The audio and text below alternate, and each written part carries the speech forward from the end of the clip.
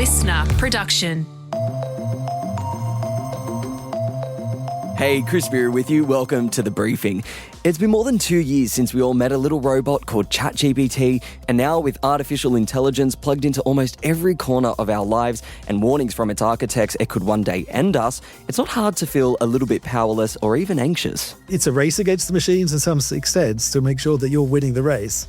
Because there's plentiful places, like your emotional intelligence, your social intelligence, your communication skills, where you have a natural advantage over the machines. That deep dive into AI anxiety and how to keep yourself and your job safe from the quote-unquote takeover is coming up in the second half of this episode. First, though, let's get into the headlines with Sasha Barbagat. It's Thursday, the 20th of November.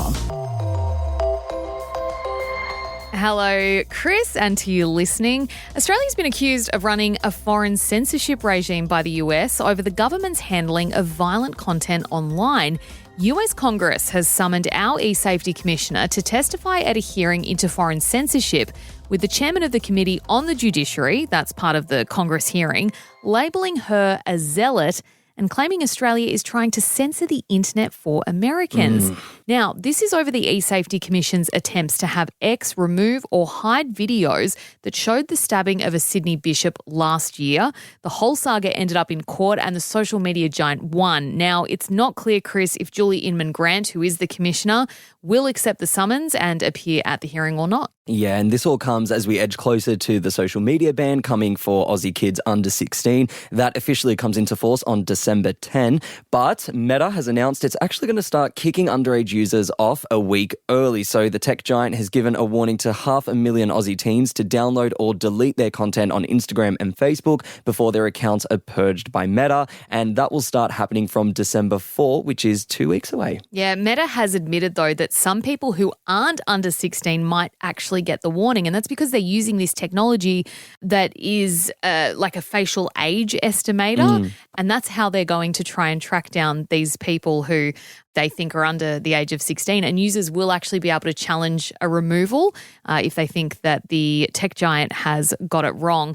Interestingly, in these warnings, Chris, that Meta is putting out to users, they'll also be told to let them know when their birthday is. Oh. So that when they're 16, Meta can send them a nice little reminder and go, hey, you used to be over here. Come on back. You're welcome now. So cheeky little move from Meta there. The first tropical cyclone of the season has intensified to a Category 2 as it tracks towards the Northern Territory. Local council elections are being affected, with some remote polling services cancelled, and Territorians are being told to check flight and event updates while only buying what they need as Tropical Cyclone Fina gathers pace. People are getting a bit silly with panic buying and all that. We just went in there to get some standard snacks to reset our pantry. Like, people should have backup. They don't need to panic buy. That audio thanks to the ABC. Right now, the storm is more than 380 k's from Darwin, with warnings it could make landfall as early as tomorrow, bringing with it heavy rainfall, possible flash flooding and destructive winds of up to 135 k's an hour over the next 2 days. Now, the BOM has issued a cyclone watch alert over Arnhem Land and the Tiwi Islands, saying if it does make landfall in the next week, it would be the earliest Northern Territory crossing since records began in the 1980s. Tropical cyclones usually don't develop until late December. Governments around the world have been told to step up their fight against ultra-processed foods, with a new research review warning chips and soft drinks are a major threat to global health. More than 40 global experts have reviewed over 100 long-term studies on UPFs and published their findings in The Lancet, finding these foods are linked to a greater risk of at least 12 health conditions, among them type 2 diabetes, depression and heart disease, with governments being told to put up taxes on highly processed products and even slap warning labels on packets. And if you're wondering what exactly is considered an ultra-processed food, so the definition is that they have to contain more than 5 ingredients that you wouldn't find at home in your kitchen cupboard. So things like emulsifiers, preservatives, additives, dyes and sweeteners. So that's things like sausages, pastries, soft drinks, ice cream, Chris, all the very good stuff in the world. One of the co-authors of this review, actually an Aussie scientist from the University of Sydney, says the answer to the health threat of UPFs is this coordinated global health response, so similar to what we saw happen with cigarettes and smoking. But it is worth noting that some scientists say this review can't prove that UPFs directly cause health harms, and more research and trials are needed. So it's not, because it's ultra-processed, it's causing these health conditions. They actually say it's really difficult to untangle the effects of ultra-processed foods against things like lifestyle, people's behaviour, how much money they have.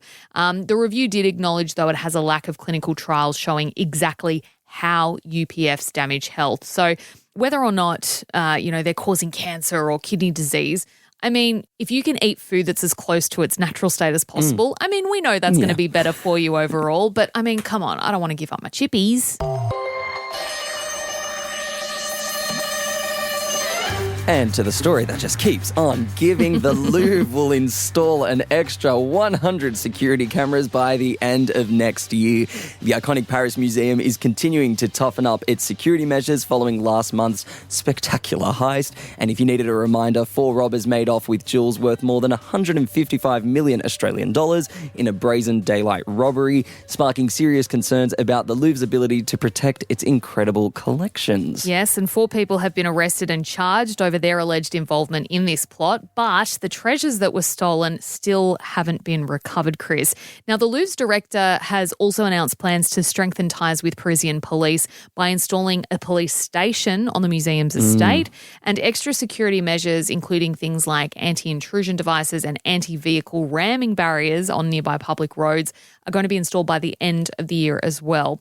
We've covered on the briefing before that, there was talk that the museum was focused way too much on acquiring new collections and new artworks, over spending money on things like infrastructure, stuff that actually needed to happen in order to protect what is inside the museum. So definitely the Louvre feeling the heat at the moment to respond in the right way to this, huge heist that happened. And Australian music's Night of Nights, or as some may say, the Aussie Grammys were last night. Generous. With punk rockers Amyl and The Sniffers, the biggest winners, picking up 4 awards, including coveted Album of the Year for Cartoon Darkness at the ARIAs. As the new Prime Minister of Australia, I would like to say all immigrants welcome. I'd like to say land back. The doll's going up, and every pub gets $1 million. Oh, a PM I might vote for, Chris. I love that woman. At least for the extra cash for pubs, And you might be wondering, does Chris Spiro sound a little bit raspy today? Yes, he does, because he was there at the ARIAs yesterday afternoon. Yes, I was. I had the best time. Can I just say, I understand you are generous. Look, I get it. In context of things, I get it.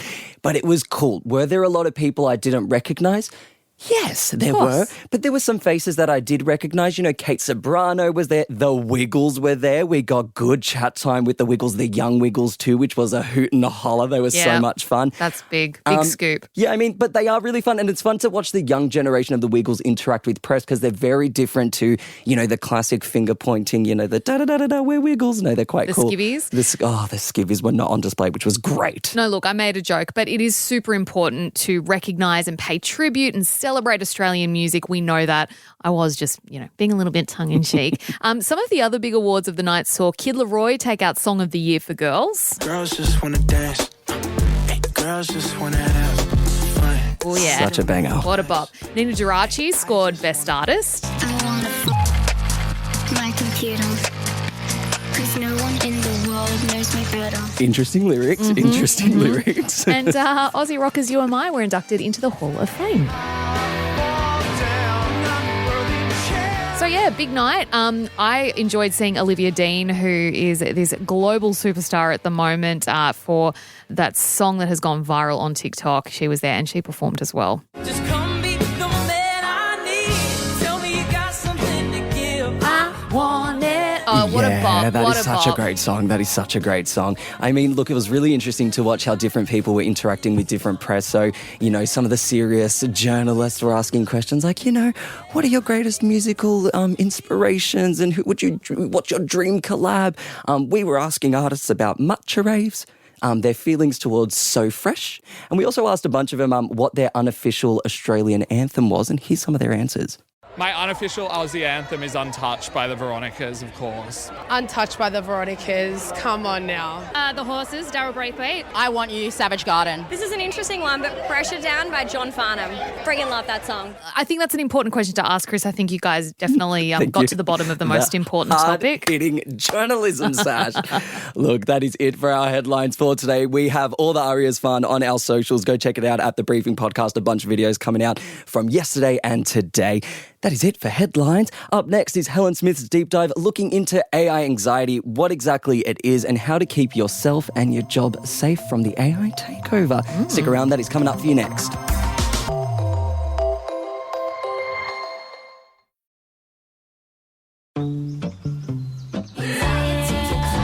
You've heard of climate anxiety, but what about AI anxiety? We're constantly hearing about AI taking our jobs, making music, and even weapons of mass destruction. But what about AI taking over humanity entirely? Well, some AI experts, including a man who's been dubbed the godfather of AI, thinks that there's a 10 to 20% chance of that happening within the next 3 decades. But how worried should we really be? And what are the human skills you can brush up on to keep yourself employed? Toby Walsh is the chief scientist at UNSW's AI Institute. Toby, we've got climate anxiety, but what is AI anxiety? Well, it seems that we're increasingly anxious about how artificial intelligence is starting to intrude into our lives. And interestingly, Australians are the most anxious of the lot. Repeated Ipsos surveys show that amongst all the different developed nations, the Australians are the most concerned. Why do you think that is? Well, if you dig into the surveys, I think the deepest cause is probably people's anxiety about the impact that AI is going to have on their jobs. So we've also got a lot of AI developers or tech experts that have started leaving the industry, and they're becoming quite vocal and speaking out against it. How worried should we be about AI posing an existential threat to humanity? We should definitely be concerned about misuses of the technology. It's just we should have been more concerned about misuses of social media and other technologies that come before. But actually, there are real existential threats that face humanity. The climate emergency is one of them. The breakdown of democracy, the rise of authoritarianism. Those things, I think, are really things to worry about. But the robots, I can assure you, are not going to rise up and take over. AI has no desires of its own. It does what we ask it to. It's a very powerful tool. And in the wrong hands, of course, it can asked to do the wrong things. And it will amplify the harms that malevolent humans will have. But we don't have to fear the AI itself. It's the people behind the AI that we have to fear. One person that's been dubbed the godfather of AI, in quotes, I say that, is Geoffrey Hinton. He says that there's a 10 to 20% chance that AI will lead to human extinction in the next 3 decades. Is that a possibility? What does that statement kind of mean?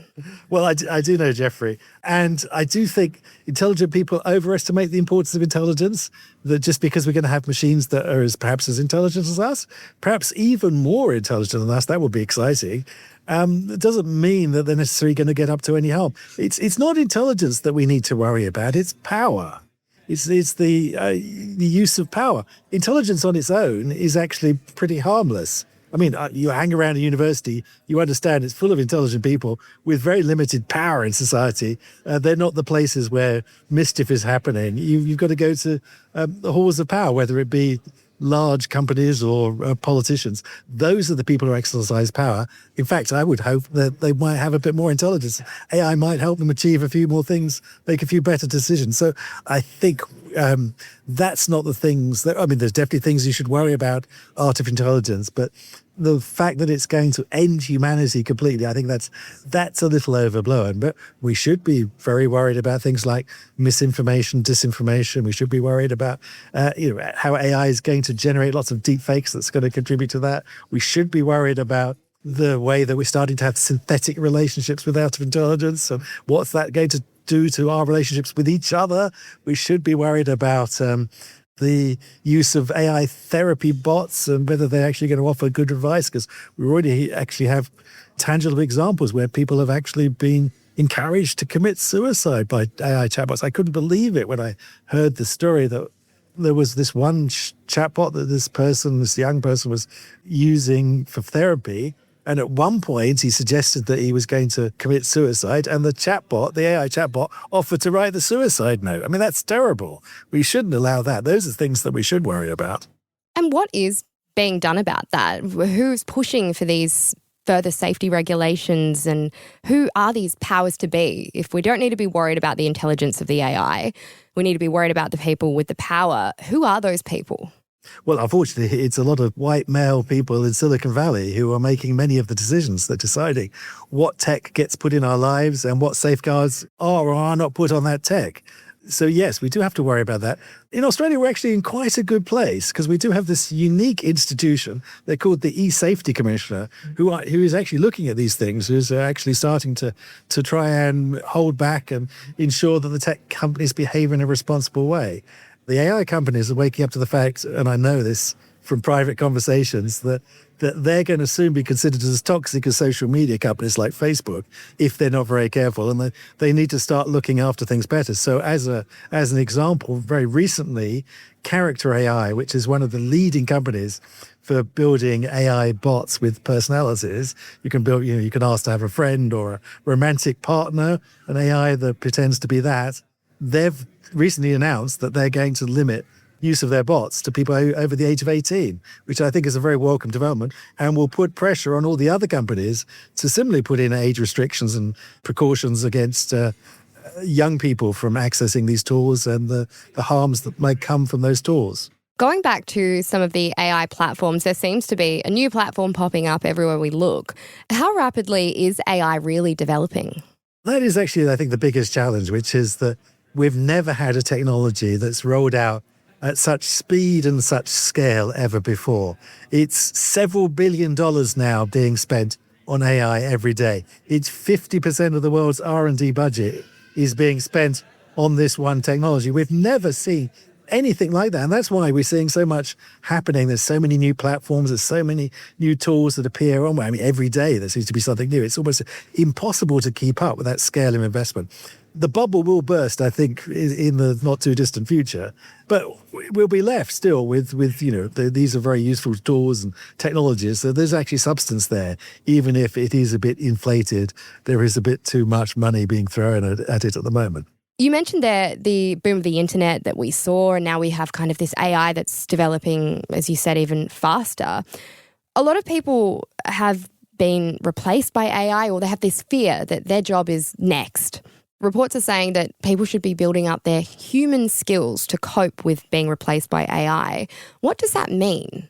Well, I definitely concur with the idea that people should be building up their human skills. They should also be building up their tech skills. I think there's quite a truth to the statement that AI is not going to take your job, but someone who knows how to use AI and therefore is that much more efficient will take your job. So yes, learn how the tools, but what are the things that distinguish us from the machines? Those are those unique human skills. So our empathy, our social intelligence, our emotional intelligence, our creativity, our adaptability. Those are all things that machines are terrible at, and I'm not sure that they'll ever be good at. Those unique human characteristics, but also things like our communication skills. Those are going to be ever more important, I suspect. Our critical thinking skills. All those things that often actually interestingly the things that humanities taught. I mean, we used to say, if you want to be future-proof, you should learn how to program. There's a future in coding. Well, that turns out not to be the case. Machines are quite good at writing their own code these days. But it's those uniquely human things, those face-to-face things that we do that actually I think are going to be ever more important. And Toby, you're an expert in AI. You're a professor of artificial intelligence. Have you ever had AI anxiety yourself? Well, funnily enough, when I was a young boy, I started coding and I sold my first computer game when I was 14. The other day, I thought, well, let's see how good the tools are today. And I just described the game, one paragraph, and it wrote the first computer game I ever wrote. So I just realized, well, I've spent my whole life putting myself out of a job. Wow. Now, if someone does have AI anxiety, what would your advice be on how they can cope to kind of manage it and move forward? I wouldn't encourage using AI to deal with that. Although there are plentiful therapy bots these days, I would suggest old-fashioned things like talk to your spouse, talk to your friends, go and connect with nature. But equally, to realize that you still have agency, you still have an ability to take control of these things. And we talked about the skills that were going to be important. And so it's really important to put effort and time into, it's a race against the machines in some extent to make sure that you're winning the race. Because there's plentiful places, like your emotional intelligence, your social intelligence, your communication skills, where you have a natural advantage over the machines. And so putting time and effort into building up those skills even further will be well rewarded in the future. And if people do that and they have got to a really healthy place with it, if they're not in a position of power, or they're not somebody in the government or somebody that could potentially put a lot of pressure on these big tech Silicon Valley characters and figures, what can they actually do? Again, I think it's wrong to realize that we don't have agency. We have a huge amount of power with our consumer choices, for example, which is, choose the tools that align with the ways, that treat your data with privacy, that align with your values. Don't use the tools where the companies are behaving in a way that's somewhat irresponsible. So people do feel that they don't have much agency in this world, but it's wrong to forget what the might of the consumer has. And also, every 3 years you get to vote and go and express your democratic will. So not forgetting the importance of voting for people who are going to make the world in the shape you want to be. So if you're worried about the planet, go and vote for the Greens. If you're worried about other things, there's other political parties that might better represent you. So think carefully when next time you're in the ballot box. Toby, thank you so much for joining us on The Briefing. Been a pleasure. That was Toby Walsh there, the Chief Scientist at UNSW's AI Institute. Thanks for listening to this episode of The Briefing. Before you go though, if you could rate and review The Briefing wherever you're listening from, it's really one of the easiest ways you can support everything we do here on the show. And you can check us out on Instagram at The Briefing Podcast. I'm Helen Smith. Catch you next time.